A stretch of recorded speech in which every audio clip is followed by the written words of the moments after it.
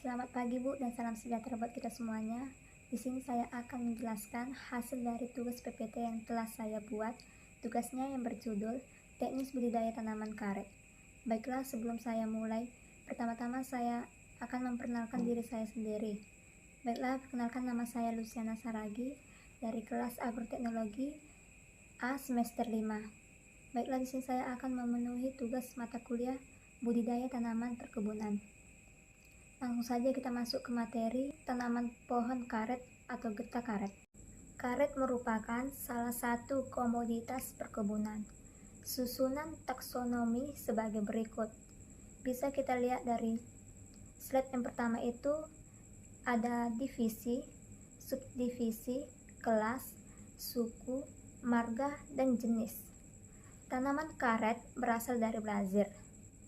Tanaman ini merupakan sumber utama bahan karet alam dunia. Sebagai penghasil lateks, tanaman karet merupakan satu-satunya yang dikebunkan secara besar-besaran.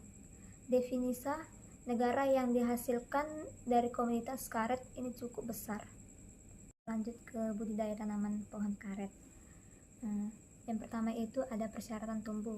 Budidaya tanaman karet harus dilakukan di tempat dengan kondisi agroklimat yang tepat agar tanaman dapat tumbuh dan berproduksi dengan baik.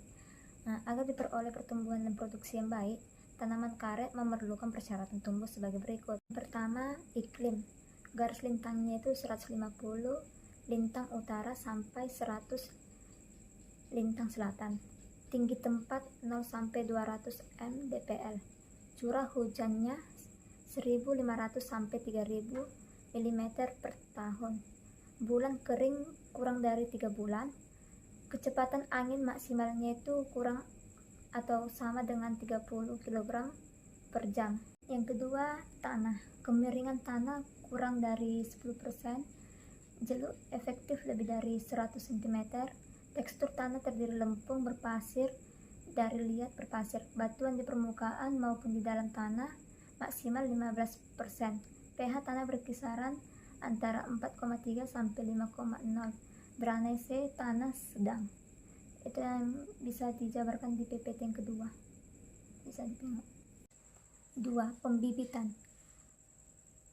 Kualitas dan standar mutu benih harus diperhatikan mulai dari biji untuk batang bawah sampai bibit karet yang siap ditanam di lapangan atau di klon. Yang pertama itu ada biji batang bawah, yaitu berasal dari pohon induk yang berumur minimal 10 tahun dan berasal dari klon diketahui pasti. Biji masih segar, bernapas, mengkilat, tidak berlubang dan tidak cacat. Yang kedua itu ada biji yang sudah disemai dan akan dipindahkan ke pembibitan, yaitu telah berkecambah sebelum hari ke-22, akar tunggang, kecambah lurus, biji bebas hama dan penyakit. Yang ketiga itu ada bibit batang bawah. Untuk okulasi pertumbuhan, bibit relatif seragam, sudah mencapai diameter batang tertentu untuk diokulasi, warnanya itu hijau dan atau kecoklatan. Yang keempat itu ada mata okulasi atau etres yang berasal dari kebun kayu okulasi atau kebun etres yang sudah dimurnikan, terawat baik dan sehat. Yang kelima itu ada stomata tidur, yaitu akar tunggang lurus, tidak bercabang, mempunyai akar lateral 5 sampai 10 cm dan panjang akarnya itu 35 cm. Umur stum tidak lebih dari 12 bulan. Yang keenam, bahan tanaman dalam polybag. Tinggi daun payung pertama diukur dari pertautan okulasi sampai titik tumbuh lebih besar 25 cm dan diameter minimal 8 mm diukur pada ketinggian 10 cm dari pertautan okulasi. Daunnya itu warna hijau, segar dan sehat. 3. Klon karet. Klon di Indonesia dihasilkan oleh lembaga riset pemerintah atau swasta. Misalkan Balai Penelitian Karet, Getas Sungai Putih atau Sembawa atau Lias Riset PT London Sumatera Plantation Yang pertama itu ada klon latex, yang kedua ada klon latex kayu, yang ketiga itu ada klon kayu. Bisa kita lihat dari PPT tersebut klon karetnya. Yang keempat, pengolahan tanah. Pengolahan tanah untuk memperbaiki struktur tanah agar menjadi gembur, remah, dan porus, sehingga areasi tanah menjadi lancar. Di samping itu, sisa akar yang mungkin menjadi sumber infeksi penyakit JAP dapat terangkat ke permukaan tanah. Tahap dalam pengolahan tanah adalah sebagai berikut. Yang pertama itu ada reaper.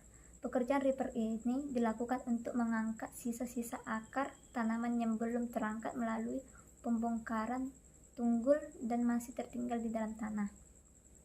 Yang kedua itu luku, untuk menghancurkan dan memperbaiki tanah bagian atas menjadi agregat yang lebih kecil, sehingga sumber penyakit yang ada dalam tanah akan terkena sinar matahari dan mati. Yang ketiga itu ada ranjang, yaitu kegiatan ranjang dilakukan untuk meratakan pembongkahan tanah sebagai akibat pekerjaan luku. Yang keempat itu ada ayap akar, yaitu pekerjaan ini ditunjukkan untuk memperkecil resiko serangan JAP akibat tersisanya inokulum penyakit yang masih tertinggal bersamaan dengan sisa akar tanaman tersebut. Kemudian yang kelima itu penanaman. Bibit karet dalam polybag yang siap ditanam ke lapangan ditandai dengan payung daun terakhir sudah tua. Penanaman dilakukan dengan cara kantong polybag dibuka. Bibit diletakkan di tengah-tengah lubang tanam, kemudian ditimbun dengan tanah. Penanaman sebaiknya dilakukan saat musim hujan. Apabila ditanam pada saat musim panas, sebaiknya lubang tanam disiram terlebih dahulu. Lalu yang keenamnya itu penyulaman. Bibit yang baru ditanam harus diperiksa setiap 1-2 minggu. Bibit yang mati segera disulam agar populasi tanaman dapat dipertahankan. Lalu kita lanjut ke 7, pembuangan tunas palsu dan tunas cabang. Tunas palsu adalah tunas yang tumbuh bukan dari mata okulasi. Tunas palsu ini harus dibuang sebelum berkayu. Tunas cabang adalah tunas yang tumbuh pada batang utama pada ketinggian sampai dengan 2,75 sampai 3 meter. Pemotongan tunas cabang dilakukan sebelum tunas berkayu. Yang kedelapan, pembentukan percabangan. Pembentukan dan perangsangan percabangan dapat dilakukan dengan berbagai cara seperti penyanggulan, penguburan daun, pengikatan batang, pembuangan ujung tunas, dan pemegalan ujung batang, dan penggeratan batang. Dari cara pembentukan percabangan itu, jadi pohon karet ini yang digunakan dengan cara yang diajukan itu adalah dengan penyanggulan. Kesembilan, penanaman tumpang sari. Tumpang sari bertujuan untuk meningkatkan produktivitas lahan, mengurangi risiko rendahnya harga pada suatu komoditas dan memberikan pendapatan pada masa sebelum produksi. Kemudian ada itu yang ke-10, pemupukan. Pemupukan bertujuan untuk mempercepat pertumbuhan dan matang sadap. Pemberian pupuk sebaiknya dilakukan pada saat pergantian musim dari musim penghujan ke musim kemarau. Bisa tabelnya kita lihat dari PPT ini ya. Tabelnya itu ada usia tanaman, urea, pemberian pupuk SP dan KCL. Dan bisa juga kita lihat di situ ada frekuensi pemupukan. Inilah tabel dari rekomendasi umum pemupukan tanaman karet. Hama dan penyakit. Yang pertama itu hama yang sering menyerang tanaman karet adalah serangga. Contohnya itu seperti rayap, kulit tanah, kutu tanaman, dan tunggau. Yang kemudian siput, tikus, dan binatang yang menyusul seperti babi hutan, rusa, dan kera gajah. 2. Penyakit yang sering dijumpai pada pohon karet. Yang pertama itu ada penyakit akar, yaitu akar putih dan akar merah. Yang kedua penyakit batang, yaitu jamur upas, kanker bercak, dan busuk pangkal batang. Yang ketiga itu ada penyakit bidang sadap, yaitu kanker garis, moldy rot, dan kering alur sadap. Yang keempat itu ada penyakit daun, yaitu penyakit embun tepung, Cololethotrichum, dan penyakit Phytophthora, dan penyakit Corynespora. Jadi, cara pengendalian penyakit dapat dilakukan dengan penanaman klon yang tahan terhadap penyakit, pemberian pupuk dan fungisida dengan dosis dan waktu yang tepat. Kemudian lanjut ke pemanenan karet dilakukan dengan cara penyadapan. Penyadapan yang pertama penentuan matang sadap, yaitu dikatakan matang sadap jika lilitan batang sudah mencapai 45 cm pada ketinggian 1 meter. Dan jumlah tanaman yang matang sadap 60% dari populasi. Penyadapan dapat dilakukan mulai dari ketinggian 130 cm di atas pertautan okulasi dengan sudut sadap 30 dek sampai 40 dek. Yang kedua itu peralatan sadap. Peralatan sadap terdiri dari mal sadap, pisau sadap, talang lateks, mangkuk, cincin mangkuk, tali cincin, meteran, pisau mal, dan cudari atau sigmat. Yang ketiga itu ada penggambaran bidang sadap. Untuk menggambarkan bidang sadap digunakan mal sadap, teknik budidaya tanaman atau pohon karet.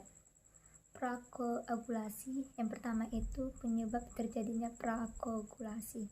Prakoagulasi merupakan pembungkuan pendahuluan yang menghasilkan loops atau gumpalan pada cairan getah sadap. Prakoagulasi terjadi karena kemantapan bagian koloidal yang terkandung dalam lateks berkurang. Bagian-bagian koloidal ini kemudian menggumpal menjadi satu dan membentuk komponen yang lebih besar dan membeku. Yang kedua itu tindakan pencegahan prakoagulasi. Beberapa tindakan yang dapat dilakukan untuk mencegah prakoagulasi adalah yang pertama itu menjaga kebersihan alat yang dipakai. Yang kedua itu mencegah pengenceran lateks dari kebun dengan air kotor. 3. Memulai penyadapan pada pagi hari supaya bisa segar sampai pabrik pengolahan sebelum udara panas. Kemudian kita lanjut ke pengolahan karet. Yang pertama itu ada pengolahan karet sheet. Pengolahan karet sheet adalah mengubah lateks segar menjadi lembaran-lembaran sheet melalui proses penyaringan, penceraan, pembukuan, dan penggilingan dan pengasapan. Yang kedua itu pengolahan crepe. Pengolahan lateks segera melalui proses penyaringan, pengenceran, pembukuan, penggilingan, dan pengeringan menjadi lembaran crepe. Yang ketiga itu pengolahan karet spesifikasi teknis. Lateks disaring dalam bak dan tangki sehingga terbentuknya pembongkaran atau coagulum, kemudian dipotong-potong, dilakukan pembutiran dengan mesin pelletser, lalu dicuci, dikeringkan dengan mesin dan ban berjalan. Hasilnya dikemas agar ukuran seragam, kemudian dikemas dengan polietilen. Baiklah, sekian dan terima kasih dari penjelasan saya. Apabila ada kesalahan, mohon dimaafkan. Selamat pagi.